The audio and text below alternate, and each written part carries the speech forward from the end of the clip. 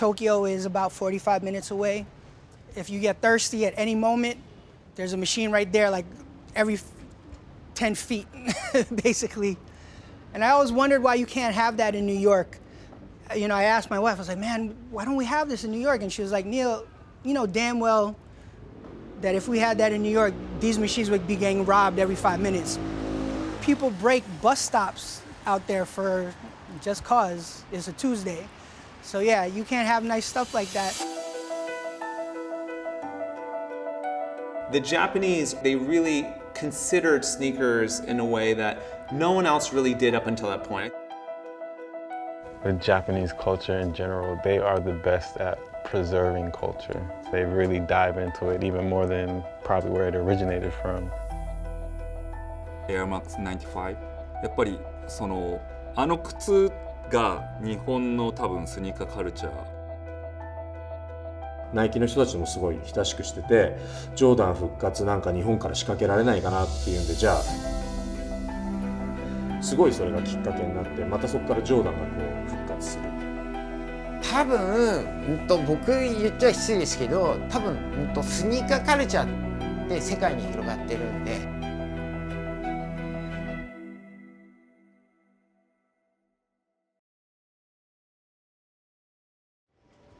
I have never been to Tokyo before. I've never shopped in Harajuku. I'm hoping to actually start some of that today. I feel like one thing I've noticed is instead of stores expanding and getting bigger, they just open more stores. And there might be 2 or 3 or 4 or 5 of this one shop, you know, in a few block radius in the same neighborhood. Yeah, Undefeated, small version, very curated. We have Supreme up here on top of Neighborhood. It looks like Neighborhood doesn't wake up quite so early, perhaps. Sick bike. You know, everything around here is just amazing. There's just sneakers everywhere. I love this Carhartt building. Like, this looks like something out of Star Wars. I don't even understand it, but I love it. There's nothing like this anywhere I've been to. All these wild little shops, like, I don't even know what they sell, but I want to find out. And I'm gonna end up wanting stuff that I didn't even know existed like 10 minutes ago. It just makes me want to spend all my money on Air Max 95s.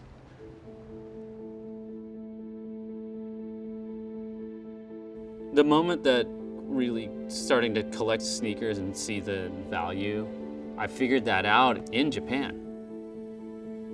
I saw these little stores that had all these shrink-wrap dead stock Jordans, Jordan 1s, especially. And I was looking at them just like drooling. I think Tokyo, there was this parallel, mirrored New York City vibe that was being created out here at the same time. In 2010, I remember going to a store and, you know, shout out to Clark Kent, but Clark Kent's picture was right there, like front and center. I'm the first hip-hop DJ to ever go there. When you walk into their stores and you see that they still have craziness on their walls, it's because they're thinking, what's gonna make what we have in our store better than when you go to a store in New York? Their appreciation for what we think is important is outstanding, so they do it better. Tokyo has always been a sneaker mecca because Nike just did stuff just for Japan. It was like its own separate entity. That's where our sneaker, our international sneaker culture really came from. You know, they just helped us look at product in a way that no one else had really considered it before. The Japanese shopping experience, it's unlike anything else. It's amazing. And a lot of it, Undefeated, like, was inspired by that. They interpreted something that America did, and America's reinterpreted back, and it becomes like this awesome moment. 東京のスニーカーカルチャーで言えば、もともとそのヴィンテージの古いスニーカーの人を追っかける人たちと、新しいものをとにかくこう試して履いていく人たちとなんか二極化があったと思うんですけど、それがどんどん今いろんなブームを経て、すごくなんて言えばいいんだろう。This is the origin of where that specialty sneaker almost like to the point where you don't want to even take it out the box, started. This is all just dead stock. I mean, some of it's from the 90s, some of it might go as far back as the late 80s. Some of it's a little more recent. This is amazing. So, pair of 180s. So it's the Air Force 180. This is Charles Barkley's shoe that he would have worn in the Olympics for the Dream Team. They just don't make it. Someone would have been very excited to have these back in 1992, but unfortunately, these probably weren't worn then, maybe a little bit. And they won't be worn now. While the packaging and stuff is great, and Jordan is doing better now, Nike's doing better now at trying to refresh some of this, what's inside might shock you. It's kind of unfortunate, and this is what happens to older stuff if you just let it sit. You know, this is an original pair of Air Jordan 8s from 1993. Looks like they've never been worn, and now they never will be. I mean, these midsoles just completely fall apart. Conceivably, these can be fixed. I mean, you can, not fixed, but if you find a donor pair of recent retros, you can get the soles swapped on and still wear them, but you know, it'll kind of never be the same again. So that's from 93. The next year, this would be an Air Jordan 2 retro, hopefully, if it's what it says, from 1994. This is the first time they ended up retroing Jordans at all. And if you look, you know, the outsole is separating. This whole midsole is cracked. If you took this out of the box, the whole thing would just fall apart. It's nice. I mean, it's still the original paper and original everything, but these shoes just don't survive. Wearing them helps. They might still fall apart, maybe, but at least you will have worn them the first time.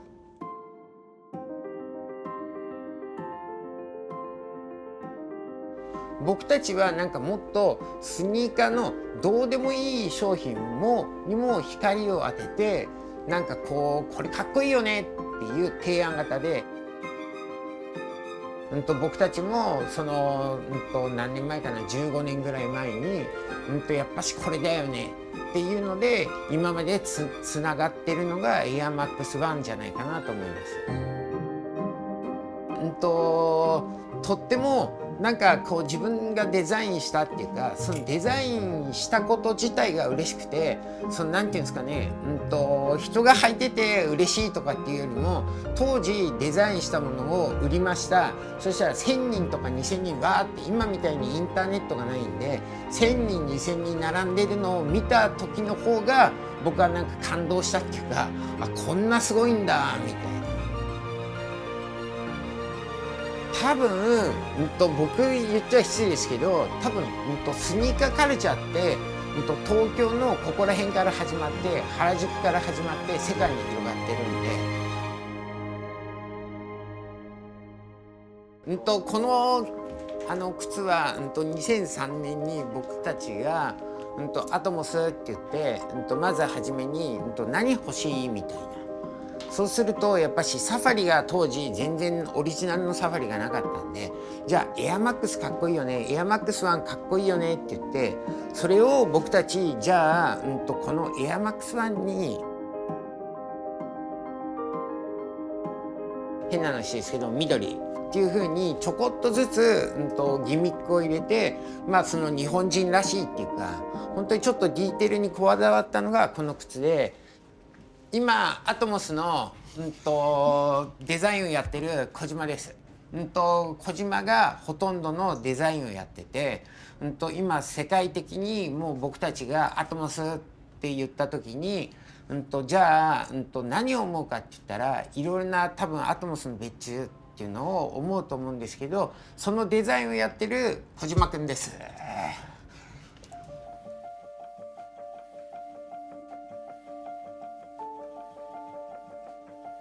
まあ、もう人生のなんか半分も原宿に来て、もうファッションとかこうスニーカーに、まあ、のめり込んで、まあ、もうあっという間に、まあ、この年になっちゃったんですけど、のことなんですけど、もう移動距離とアイデアが比例するっていうふうに思ってますんで、仕事柄、海外の出張行っていろんな国に行ったり、その街で、いろんなスニーカー見たり人々のファッション見たりして、東京らしさってなんだろうって考えることもありますけど、基本的にはやっぱり、インプットアウトプットの繰り返しだと思ってるんで、常に、新しいもの、興味津々でやって、今それを最新のトレンドとしてアウトプットとして落とし込んでるっていうのが。あとはちょっと表現が難しいんですけども、ほぼ直感的なところでシックスセンス的なところですかね。もうなんで逆にもうコンピューターでコピーされない、多分僕の頭の中でしか考えられないことっていうのがいっぱいあるので、その辺は機械じゃできない仕事だと思ってますし、プライドを持って仕事をさせてもらってます。で僕のスニーカーを世界中の人々が履いてもらって、すごい嬉しい限りですし、今後、よりハードルを上げてもっといいデザインをしていきたいなっていうのは常に心がけてます。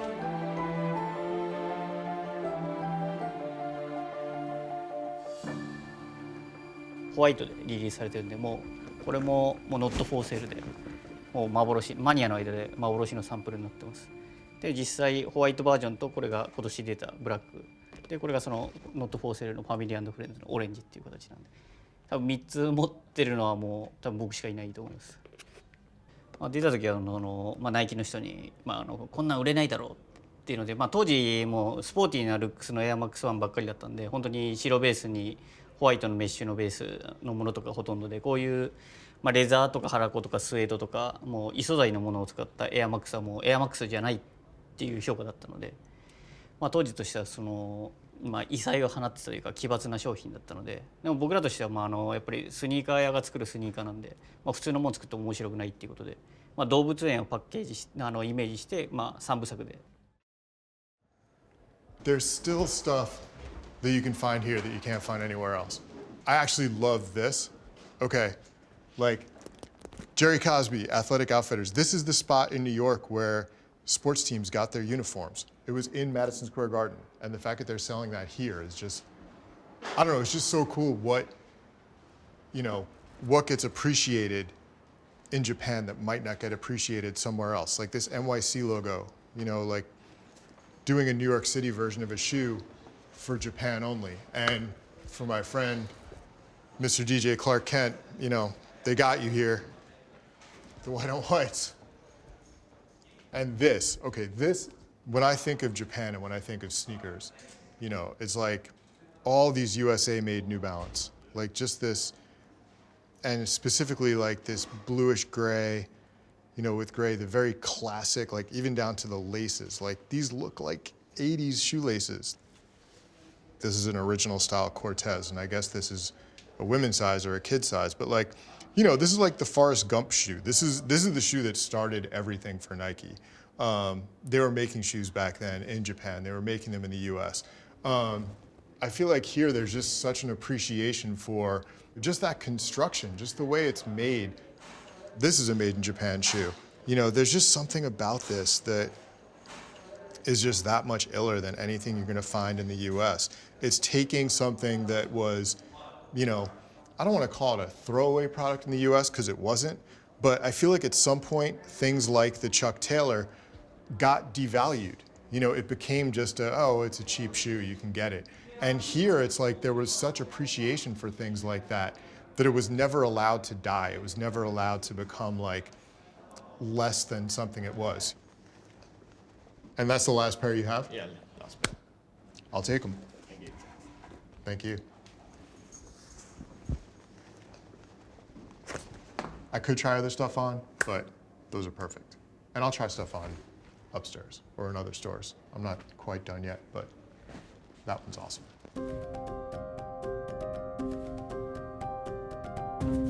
で一番でもちょうど時間を割いたのが、ブームマガジンっていう雑誌で、そこでバスケットボールシューズなので、そこがきっかけでじゃあジョーダンやってみようと。僕が本当に取材できるかどうか分かんなかったんだけど、ども、もし取材できたらジョーダンの記事やってくれますかって言って、当時LA のクリッパーズのまだ LA スポーツアリーナかな、なんかそこで試合した時に試合を無理やりパスを取ってもらって取材に行った時にロッカールームにジョーダンが一人でいて、ジョーダンが僕を当時まだ21か2ぐらいだったのでボールボーイと間違えてコーラを取ってくれと。で「ああ」って言ってコーラを取って届けに行ったらジョーダンがこうプレスパスを見て「あ、メディアの人か、申し訳ない」みたいな「どっから来たんだ」「東京から来た」って言ったら「飛行機で何時間だ」って言ったら8時間か9時間だ。あ、俺はもう3時間以上飛行機に乗りたくないからなんか日本には一生行かないだろうなっていうそういうジョークを話してくれて、でその時に質問したことを雑誌に載っけたらやっぱり反響がすごくて、でそこからこう始まったので、たまたま偶然のきっかけというか、そういうのでなんかそういうのもスタートしたので、だから僕のそういう取材もそこから始まったし、なんかブーンの一つのスニーカーのジョーダンのカルチャーっていうのもそこから始まったんじゃないかなと思います。ジョーダンが完全に引退して、アメリカでジョーダンがなんか人気がなくなってきて、その時ナイキの人たちもすごい親しくしてて、ジョーダン復活なんか日本から仕掛けられないかなっていうんで、じゃあすごいそれがきっかけになって、またそこからジョーダンがこう復活する。これが、2001年にミレニアムモデルで、僕が関わらせてもらったシューズです。でこれがジュラルミンのボックスに入ってて、ミレニアムなんでシルバーで統一しようということで、こういう感じで、これはちょっとその当時のものとは違うんだけども、ここにこういうちょっとジュエルのジョーダンロゴを入れたりとか、ちょいちょい変わった感じに作りました。であと一番大きいのはジョーダンのオリジナルよりもハイカットだったんだけども、それをちょっとミッドカットにして短くしてもうちょっと普段履きやすいようにしようっていうのを変えたりとか、そういうのを結構考えてやりました。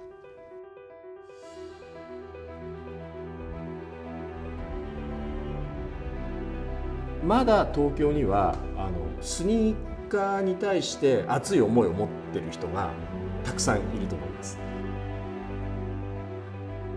まずは、当時だから20年前に大好きだった人がまだ履いてる、履き続けてるっていうのはすごいな。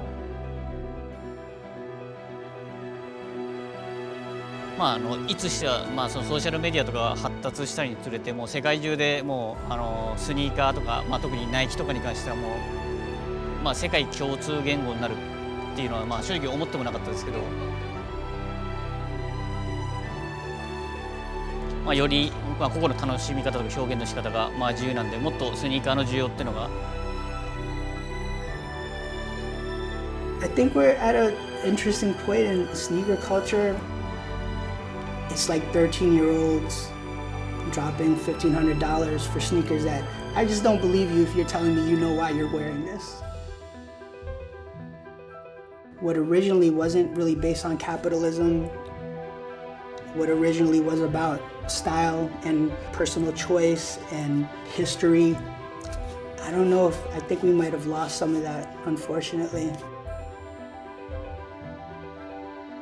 Before, if you saw someone wearing a certain shoe, you knew that they knew something or that they had been somewhere. And now you don't have that certainty anymore.